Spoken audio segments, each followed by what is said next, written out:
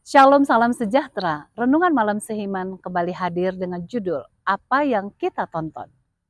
Dan kita semua mencerminkan kemuliaan Tuhan dengan muka yang tidak terselubung.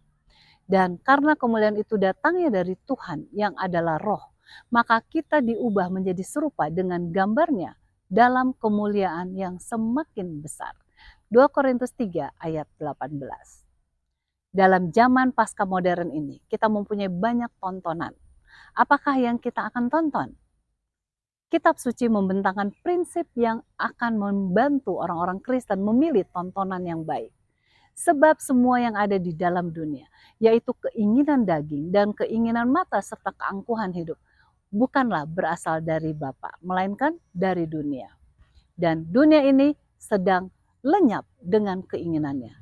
Tetapi orang yang melakukan kehendak Allah tetap hidup selama-lamanya. 1 Yohanes 2 ayat 16 dan 17.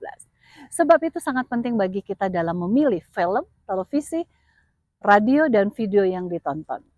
Media yang disebutkan ini dapat menjadi sarana pendidikan yang sangat bermanfaat. Media ini telah mengubah seluruh atmosfer dunia modern kita dan telah membawa kita kepada kontak yang mudah dengan kehidupan, buah-buah pikiran dan aktivitas seluruh dunia.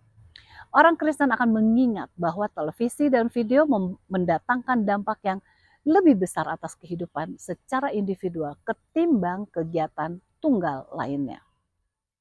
Sayangnya, video dan televisi yang hampir seluruhnya dikuasai dengan pertunjukan yang membawa pengaruh ke dalam rumah, yakni pengaruh yang tidak bermanfaat dan yang tidak memuliakan namanya. Kalau kita tidak berusaha memilih dan menyeleksi apa yang kita tonton, maka media itu akan menuntun rumah tangga kita ke dalam tontonan-tontonan dan pertunjukan-pertunjukan murahan dan jorok. Orang-orang Kristen yang penuh pengabdian haruslah menjauhkan diri dari tontonan yang tidak sehat. Apakah itu tontonan kekerasan maupun gambar dan program televisi yang merangsang seks. Sebenarnya media visual dan audio itu sendiri tidaklah jahat. Saluran yang sama yang menyajikan dalamnya kejahatan manusia juga digunakan untuk menyampaikan khotbah Injil, keselamatan sampai ke ujung dunia. Masih banyak program lainnya yang cukup berharga untuk ditayangkan. Apakah program yang baik itu juga dapat digunakan orang untuk melepaskan diri dari tanggung jawab dalam kehidupan ini?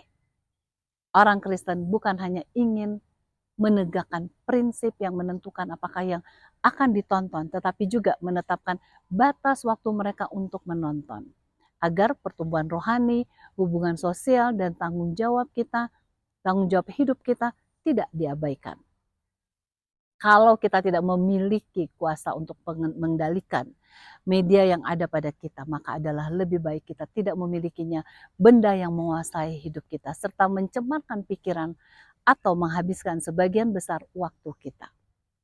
Kiranya teknologi membawa kita datang lebih dekat kepada Tuhan daripada menjauhkan kita daripadanya. Kiranya Tuhan memberkati.